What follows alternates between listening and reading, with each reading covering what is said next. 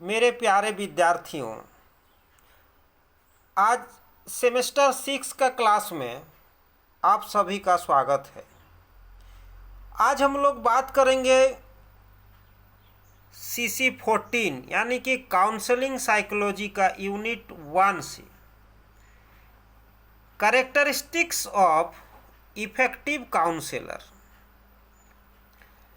Counsellor परामर्शदाता एक अच्छा परामर्शदाता के अंदर क्या क्या विशेषताएं होना चाहिए।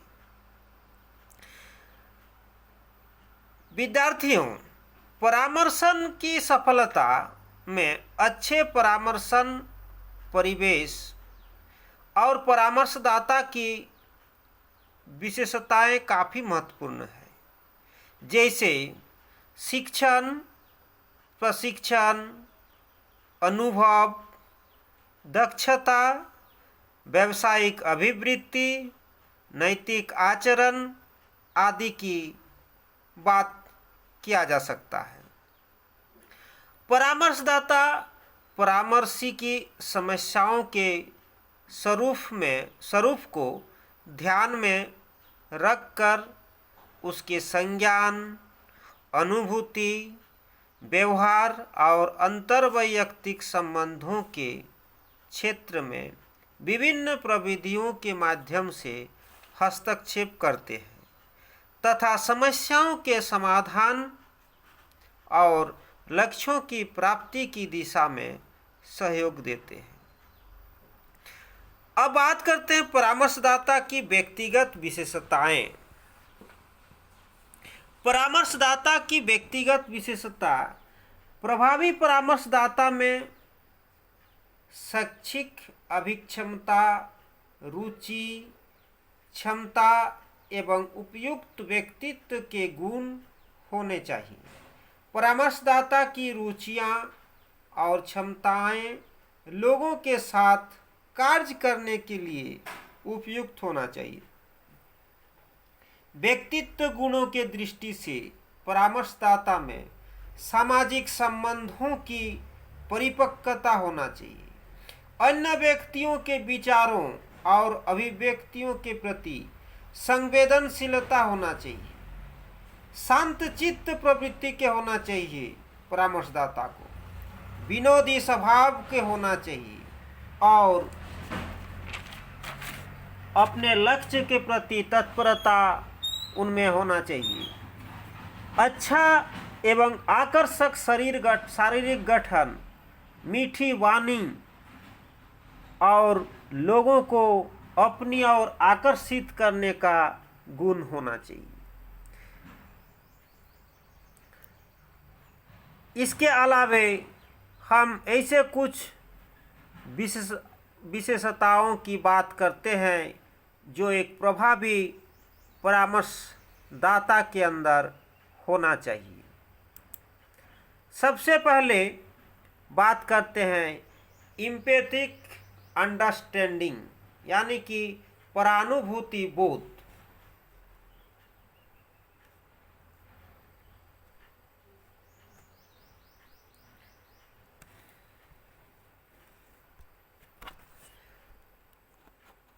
एम्पैथिक अंडरस्टैंडिंग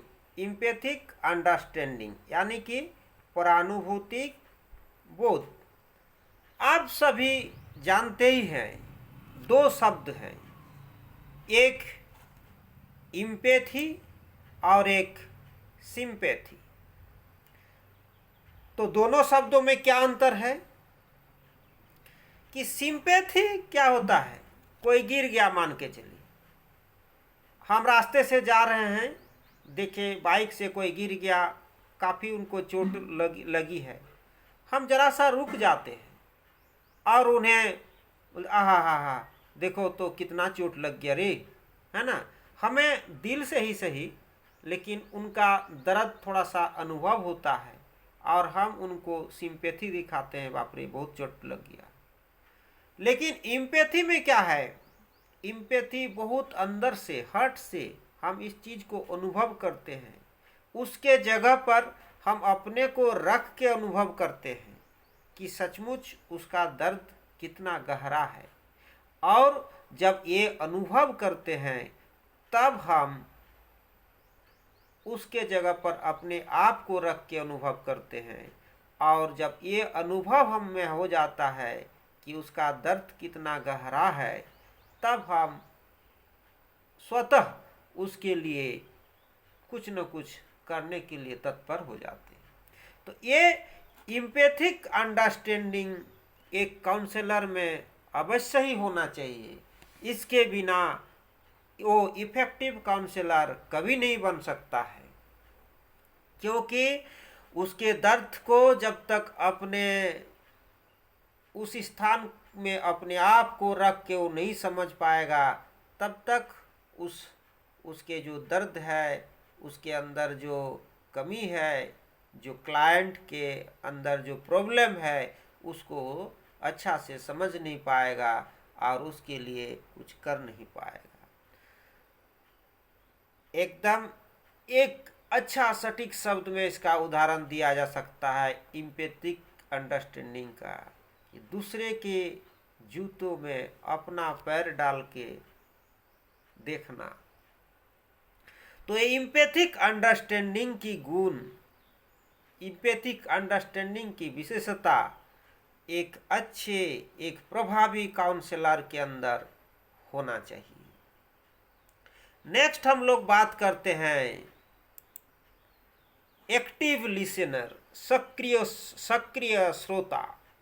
एक प्रभावी काउंसलर के लिए, एक प्रभावी काउंसलर के लिए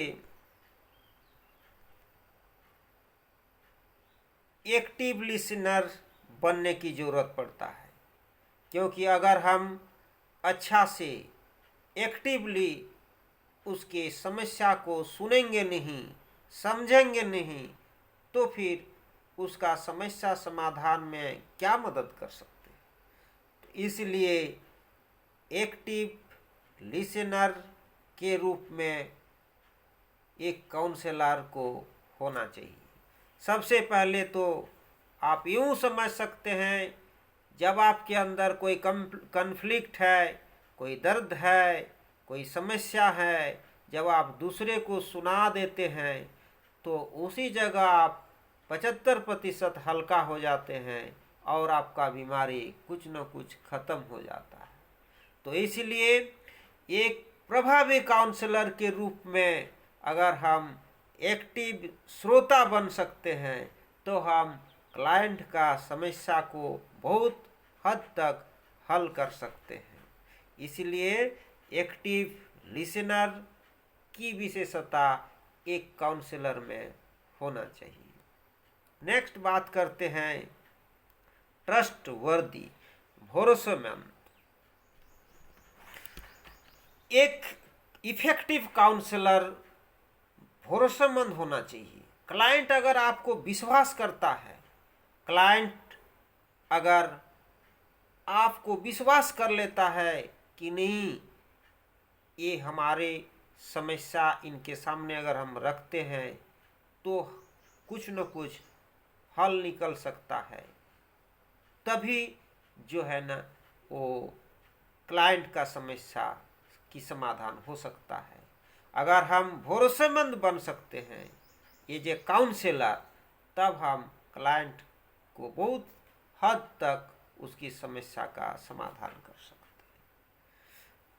क्लाइंट्स के अंदर विश्वास हो जाना चाहिए, उस ढंग से हम अपना व्यवहार करें कि क्लाइंट हमें एज ए काउंसलर विश्वास कर सके, हमारे ऊपर भरोसा कर पाए। अगर भरोसेमंद हम बन गए तो हम एक इफेक्टिव काउंसलर बन सकते हैं। नेक्स्ट बात करते हैं पेशेंस, धीरज। धैर्य की बहुत महत्व है और खास करके इस प्रोफेशन में एज ए काउंसलर काफ़ी धैर्य रखना पड़ता है। क्लाइंट तरह तरह की बातें कर सकते हैं, वो जो भी बात बोलता है उसको धैर्यपूर्वक सुनना है, आत्मसात करना है, उसको रिकॉर्ड करना है, उसको नोट डाउन करना है। धैर्य कठिन परिस्थिति को सहन करने की क्षमता है। जैसे देरी होने पर भी दृढ़ता से डटे रहना है, बिना गुस्सा किए सहनशीलता का परिचय देना, लंबे समय तक अटल होकर कठिनाइयों को सामना करना। अगर एक काउंसलर के अंदर धीरज का गुण होगा, धैर्य होगा, तो जरूर वो एक इफेक्टिव काउंसलर बन सकता है। नेक्स्ट बात करते हैं फ्रेंडली, मित्रतापूर्ण व्यवहार। एज ए काउंसलर कहीं भी अपना पोस्ट का, अपना ज्ञान का दम्भ अहंकार वाली बातें नहीं होना चाहिए। क्लाइंट कितना भी कमज़ोर और कैसे भी है, उसके साथ मृदु, अच्छा से मृदु भाषी से अगर उसके साथ व्यवहार किया जाए, एक मित्रतापूर्ण वातावरण की तैयारी किया जाए, तो अधिक से अधिक बातें वो काउंसलर के सामने बोलेंगे। और जितना बातें अंदर से वो निकालेगा, अंदर की जो भी छुपी हुई बातें आपके सामने रखेगा, उतना ही आसानी से उसका समस्या का समाधान कर पाने में हम सक्षम हो सकते हैं। ऐसे भी कहा जाता है कि कोई भी बात हो, गुप्त से गुप्त बात हो, लोग अपने दोस्त के सामने बता देता है। भले अपने पत्नी, अपने बच्चे, अपने सगे संबंधियों को नहीं बताता है, लेकिन एक दोस्त के सामने जरूर बताता है। इसलिए विद्यार्थियों, एक इफेक्टिव काउंसलर के अंदर फ्रेंडली वाले गुण, फ्रेंडली वाली विशेषता होना बहुत ही जरूरी है। नेक्स्ट बात करते हैं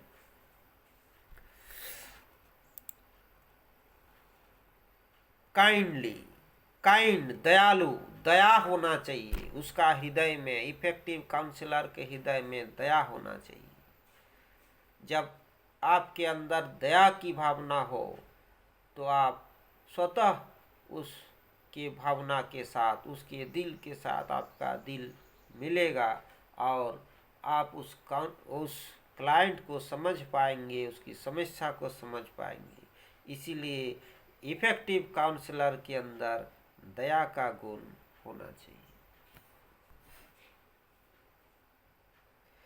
तब अब आशा करते हैं आप समझ गए हैं कि एक प्रभावी परामर्श दाता के अंदर क्या क्या विशेषता होता है। Empathic, understanding, active listener, trustworthy, patience, friendly and kindness. Thank you.